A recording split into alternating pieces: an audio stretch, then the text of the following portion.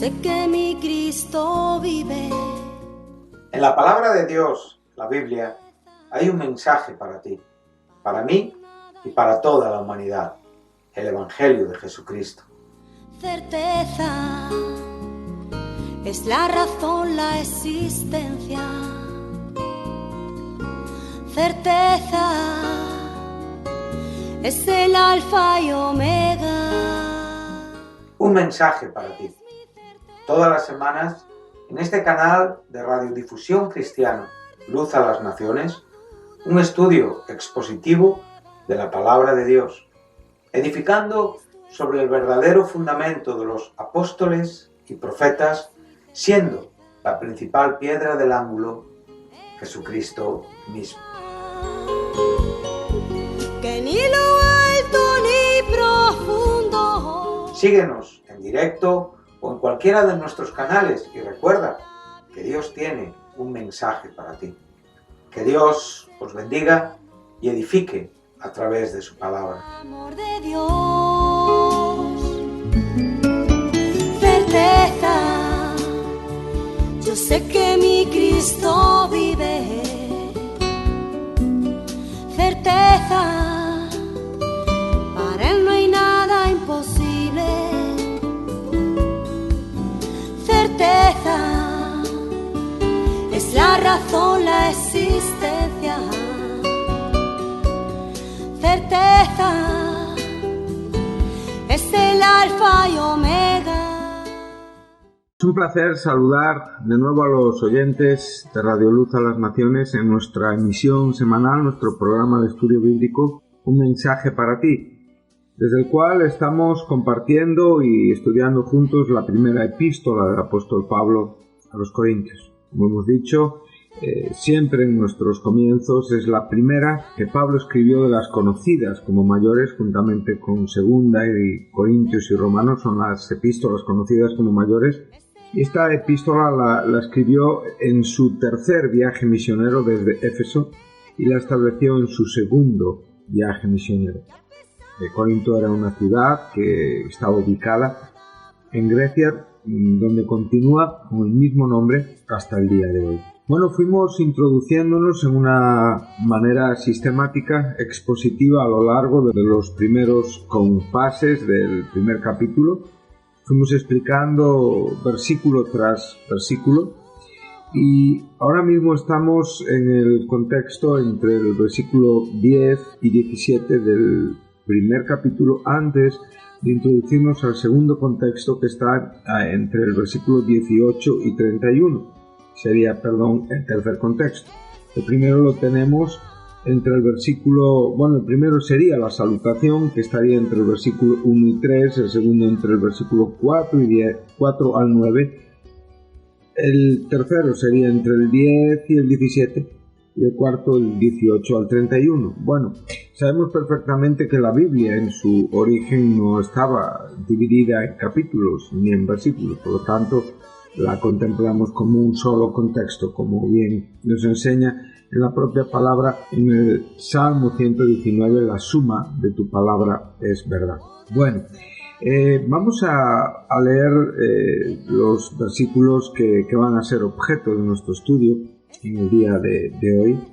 Y como he dicho, hemos visto como el propio apóstol se ha asentado sobre quién él es, de dónde procede su autoridad, a quién pertenece su apostolado. Él es apóstol de Jesucristo usando un genitivo de propiedad por la voluntad de Dios. Aquí vemos una forma muy clara el verbo kaleo, el verbo llamar.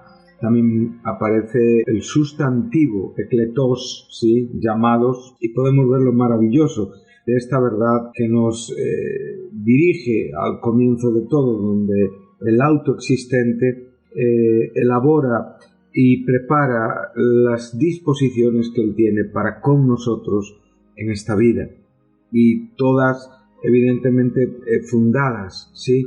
Todas adquieren su propósito y su sentido en Jesucristo. Bien nos enseña el propio apóstol en su epístola a los Efesios en el capítulo 1, cuando él comienza diciendo las mismas palabras.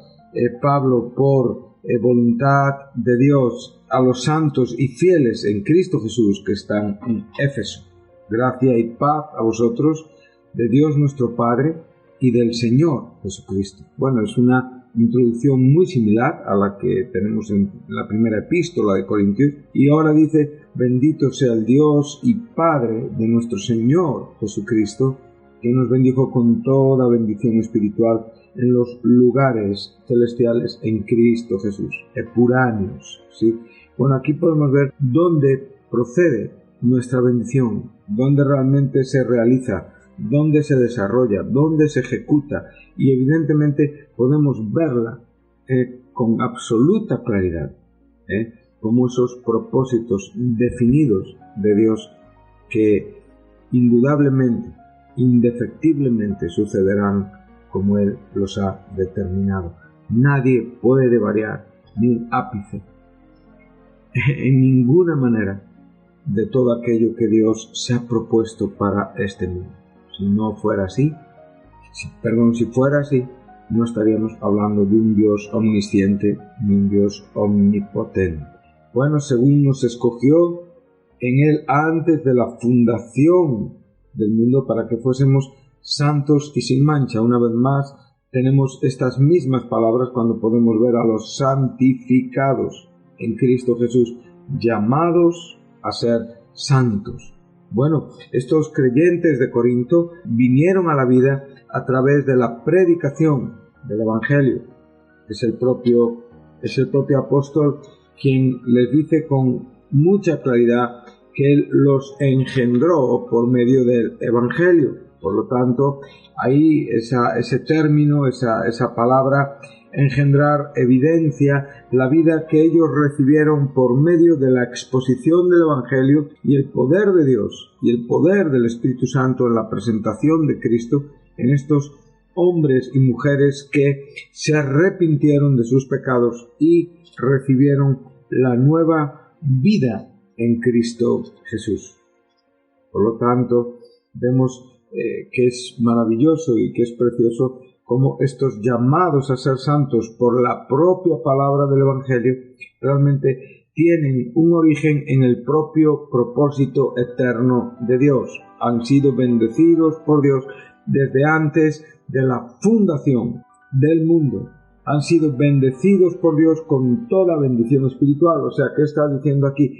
Aquí la expresión todo es la misma palabra que nos encontramos cuando está expresando con otro término, evidentemente, que nada os falta. O sea, realmente nada os falta, es que lo tenían todo en la vida que el Señor les había otorgado, la vida espiritual, la vida de Dios, la vida en Cristo Jesús, la vida por el Espíritu Santo. Entonces vemos que fuimos bendecidos, que estos creyentes de Éfeso, como los creyentes de Corintio, como los creyentes de la actualidad, como cada santo que hoy vive en cualquier lugar del mundo, como cada hombre y mujer que por un solo espíritu han sido bautizados en el cuerpo de Cristo, como cada hombre y mujer que ha vivido y que han partido con el Señor y que hoy están esperando la resurrección de los santos, han sido bendecidos con toda bendición espiritual. Por lo tanto, no es que ahora mismo tengamos una parte de la bendición espiritual, no es que ahora mismo tengamos algo y nos falte, no, hemos sido totalmente bendecidos en Cristo Jesús. Nuestro estado hoy es un estado de perfección por la fe, y a la vez somos conscientes de que en nuestro estado, como bien nos cierran los versículos 13 y 14 de este mismo primer capítulo de Éfeso, nosotros hemos creído la palabra de Dios, el Evangelio de nuestra salvación, hemos creído y hemos sido sellados con el Espíritu Santo. O sea, el Espíritu Santo es el garante, son las arras que realmente garantizan la totalidad de la experiencia. Pero bien sabemos que en el momento en el que nosotros hemos creído en Jesús, los creyentes de esta dispensación, los creyentes de este tiempo de gracia, los creyentes que son anteriores al regreso de Jesucristo y la ejecución de todos sus juicios y todos los asuntos que sucederán en el mundo, aún la propia salvación e intervención del Espíritu Santo para convencimiento de pecado, pero no para ser templos del Espíritu Santo como lo estamos siendo en la actual dispensación, en el actual tiempo de gracia. Dice que el Dios que es rico en misericordia, 2:4 de Efesios, sí, con ese gran amor con que nos amó cuando estábamos muertos, cuando realmente no teníamos la posibilidad de poder resurgir a la vida, de poder renacer a la vida, de poder disponernos hacia Dios, de poder actuar en una manera agradable a Dios, cuando era absolutamente imposible, cuando nuestro destino era el infierno, cuando estábamos muertos bajo el juicio de Dios, cuando traíamos la caída de Adán dentro de nuestros corazones, dentro de nuestras mentes, en todos nuestros miembros, no había acción de nuestro pensamiento, de nuestros ojos, de nuestras manos, de nuestra boca que no insultara a Dios, nada había bueno en nosotros. Y es en esta condición, es únicamente en esta condición que el poder del Evangelio nos trajo a la vida y nos llamó a ser santos en la obra propiciatoria y expiatoria de Jesucristo. Es fundamental saber que cuando nosotros estamos hablando de ser llamados a Cristo, de ser llamados a ser santos, es necesario comprender que realmente estábamos sin la más mínima posibilidad y capacidad de poder responder al Señor.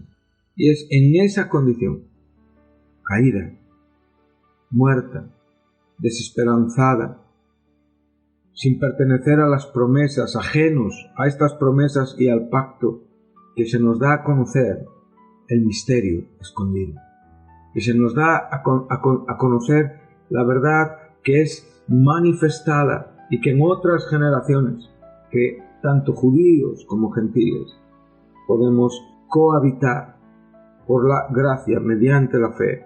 Nos dio vida, juntamente esa es la obra de la cruz.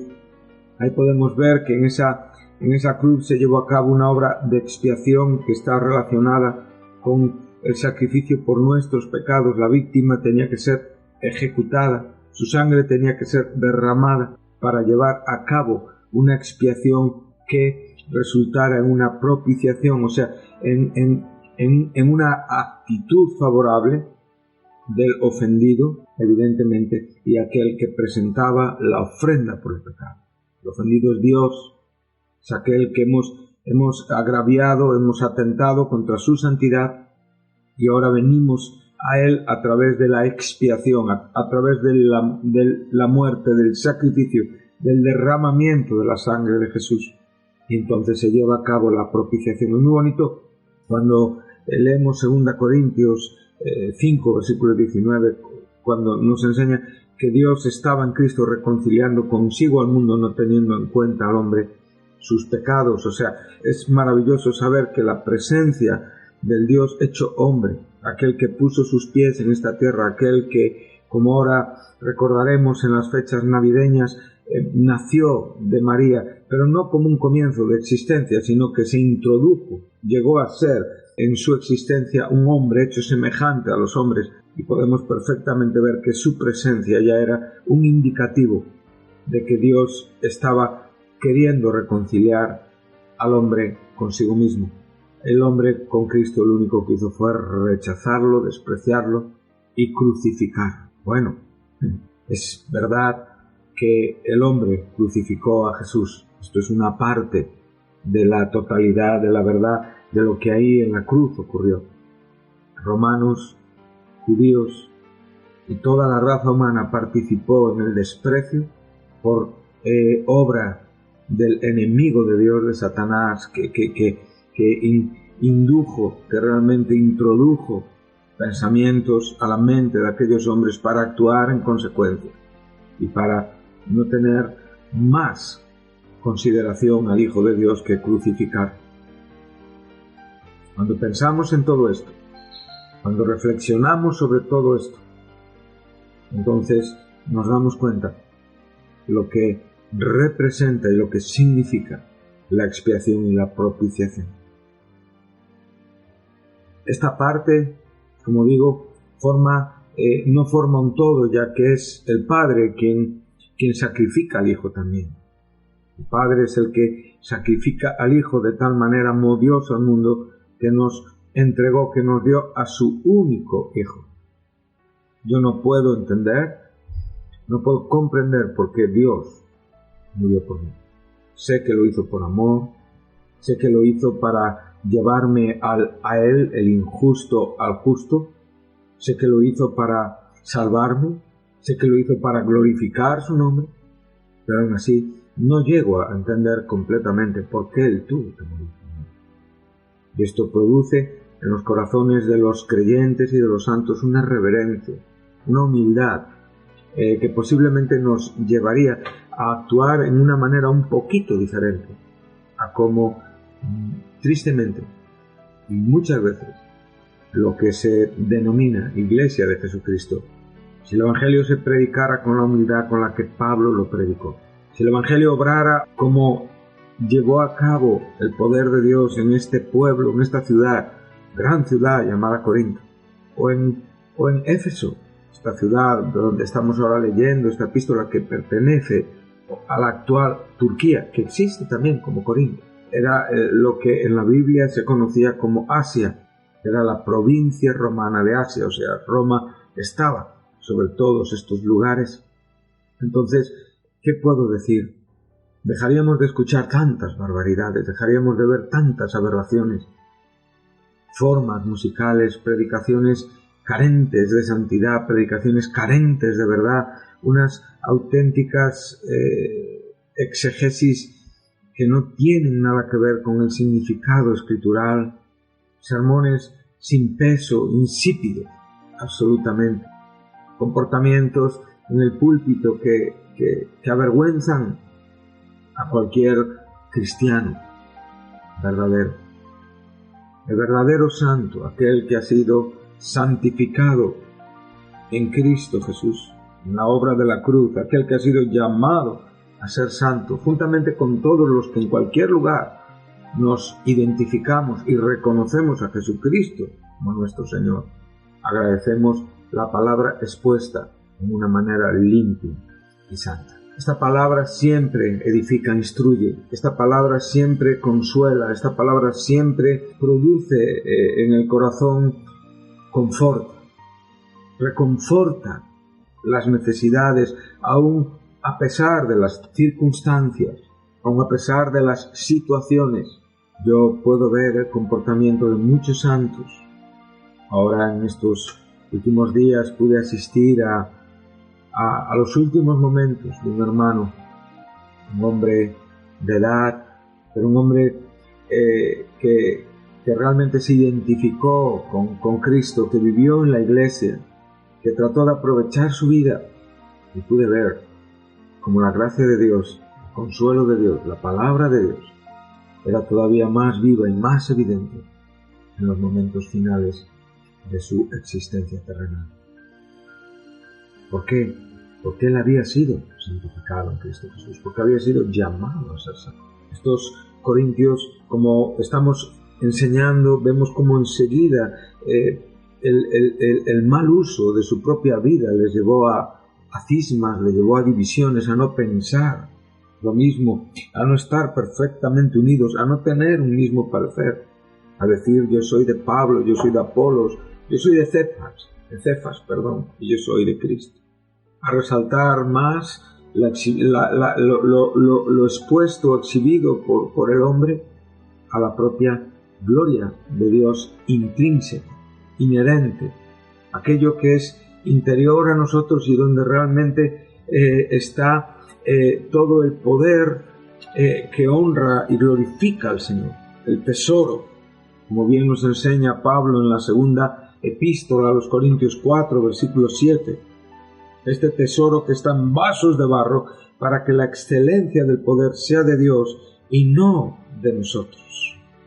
En ese contexto donde aunque podemos estar atribulados en todo, no estamos angustiados, en apuros, mas no desesperados, perseguidos, mas no desamparados, derribados, mas no destruidos, llevando en el cuerpo siempre por todas partes esa muerte de Jesús, para que también la vida de Jesús se manifieste en nuestro cuerpo. Por lo tanto, podemos ver que aún la causa de nuestro desprecio, de nuestra persecución, Él nos enseñó y nos dijo: a mí me han odiado, a vosotros también. El no poder encontrar un lugar donde poder asentar una identificación con este mundo, donde somos siempre despreciados, y gloria a Dios por ello, porque no tenemos nada en el mundo. Porque realmente todo lo que hay en el mundo no pertenece al Padre, no tiene sus intereses en el Padre. Todo aquel que está amando, buscando en el mundo el amor del Padre, no está en Él, porque todo esto que tenemos en este mundo es pasajero, es temporal.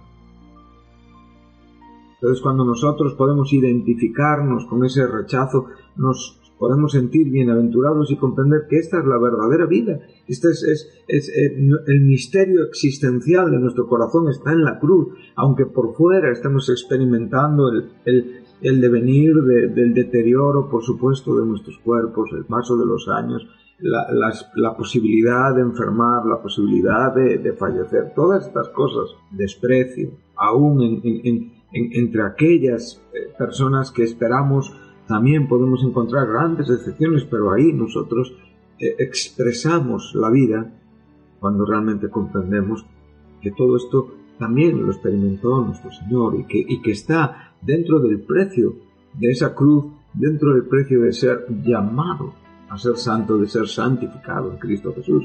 Y por lo tanto comprendemos que estos vasos de barro, que son la debilidad y la temporalidad de nuestra humanidad y de nuestra naturaleza terrenal, nuestra vida aquí en esta tierra, ahora mismo no estoy hablando de la carne en el sentido espiritual, sino estoy hablando de la carne en el sentido humano, y es importante también diferenciar esa palabra en el Nuevo Testamento, aunque ahora no es momento de explicarla.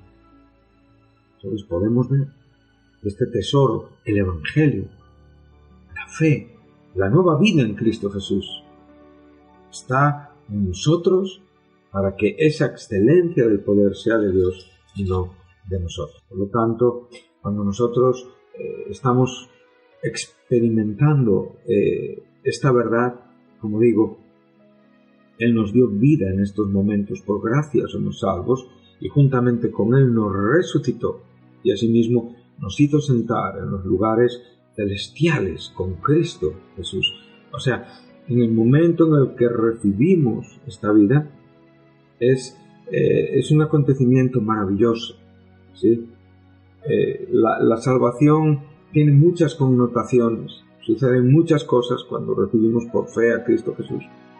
Una principal es que somos justificados.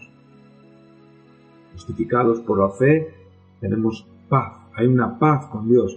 Muchas personas identifican un estado de paz, una experiencia, algo que tiene que ver con unas emociones terrenales, y realmente estamos equivocándonos.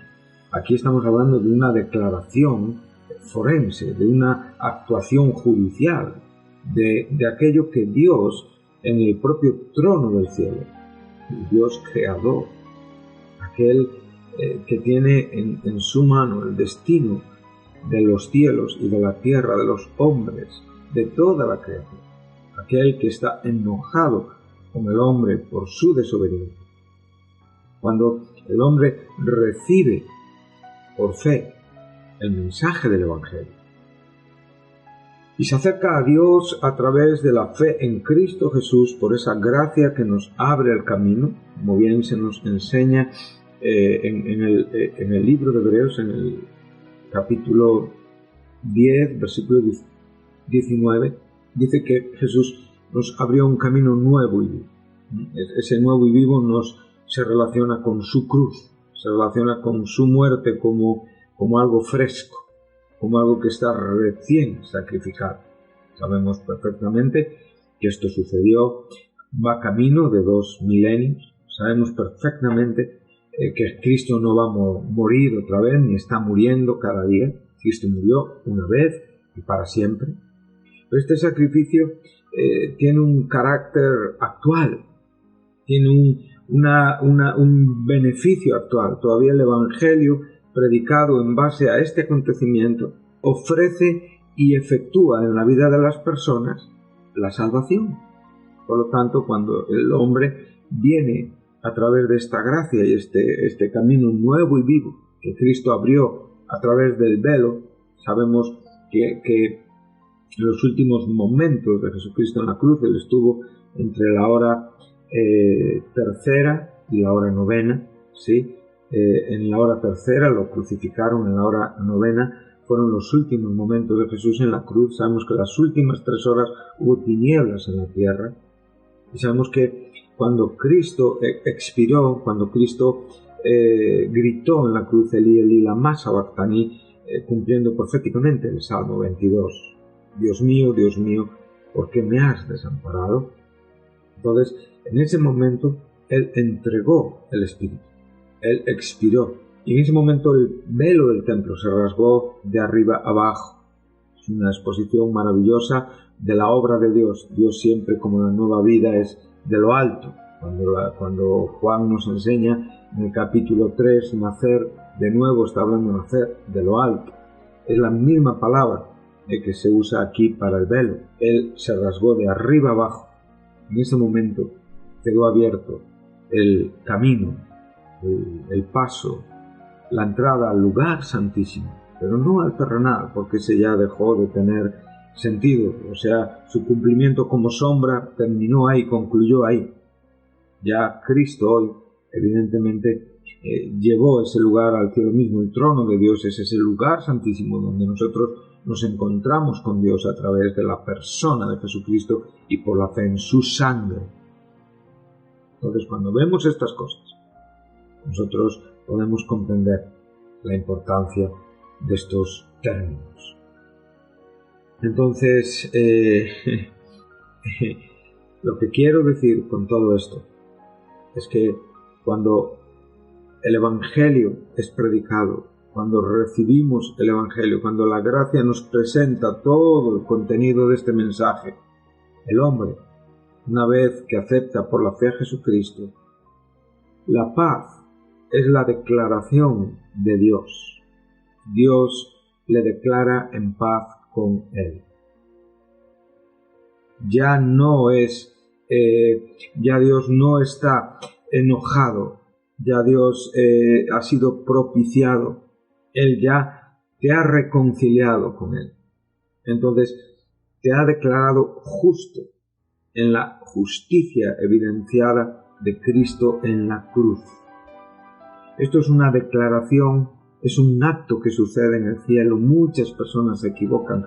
El Evangelio casi es un tipo de budismo o de Hare Krishna o de no sé qué tipo de religión que nos hace sentir una paz. Por supuesto que hay una calma y por supuesto que hay una vida nueva en nosotros, pero esta paz de la que estamos hablando tiene que ver con una declaración que únicamente es expresada y creída a través de la fe. En el Evangelio la justicia de Dios se revela por fe y nos dirige por fe y para fe. O sea, esa fe tiene una dirección hacia el propio Dios. Esto es un hecho que sucede en el cielo y realmente la consecuencia es la nueva vida que experimentamos aquí en la tierra. O sea, Dios transforma nuestro corazón, da vida a nuestro espíritu, nos da una nueva identidad, viene a habitar por el Espíritu Santo en nuestros corazones y empieza a producir actitudes que la Biblia llama frutos, que están muy relacionados con una nueva existencia y que nada tienen que ver con la vieja existencia. Entonces, esto sucede, esta declaración judicial, esto es algo poderoso, esto es algo maravilloso, esto es algo que usted tiene que creer y tiene que vivir en el poder y en la excelencia de los términos bíblicos. Entonces, es ahí donde claramente dice que juntamente con Él nos resucitó. Primero hemos muerto con Él. Ahí tenemos también, Pablo usa en el capítulo 6 de Romanos, a partir del versículo 1, una simbología con el propio bautismo, y está usando el bautismo, que es un término que significa inmersión, para hablarnos de esta experiencia, no del bautismo de ordenanza. Muchas veces se usa ese texto, pero realmente ahí no está hablando del bautismo en agua, está hablando de la experiencia salvífica. Dice que somos sepultados con Él por medio del bautismo. O sea, ahí podemos ver que el bautismo está mucho más identificado con la muerte que con la vida. Entonces ahí morimos, en esa experiencia, en la salvación, y ahí también resucitamos. Es lo que experimentaron los corintios. Dice que hemos sido bautizados en su muerte, ¿sí? Y a la vez también en la misma manera que Cristo resucitó de los muertos para la gloria del Padre, así también nosotros andemos en vida nueva. Por lo tanto, ¿qué es lo que ha sucedido? Hemos muerto con Cristo, hemos resucitado con Cristo y ahora estamos sentados en los lugares celestiales con Cristo Jesús. O sea, hemos sido bendecidos con toda bendición espiritual. Hoy estamos sentados por la fe en lugares celestiales con Cristo Jesús y a la vez todavía estamos ubicados en cuerpos de naturaleza humana y terrenal que tienen que ser deshechos. Es una condición corruptible, tiene que dar paso a lo que es incorruptible, y eso sabemos perfectamente que será en nuestra resurrección cuando seamos embestidos, revestidos, cuando seamos glorificados con nuestros nuevos cuerpos semejantes al de Cristo hoy en la gloria con el Padre. Por lo tanto, queridos oyentes, valoremos la importancia de ser llamados a ser santos, de ser santificados en Cristo Jesús, y que nuestra vida realmente experimente, disfrute y exprese una actitud temerosa, reverente y a la altura de tal grandeza. Que Dios les bendiga y les espero en el próximo programa.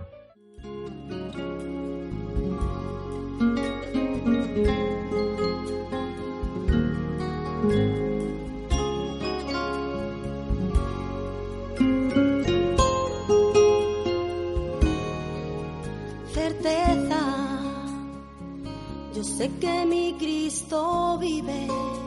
Hasta aquí nuestro programa de hoy, un mensaje para ti. Si te gustó, si estás interesado en conocer más a Dios y saber más de su palabra, llámanos. 968-117-107 es el teléfono de Radio Luz a las Naciones.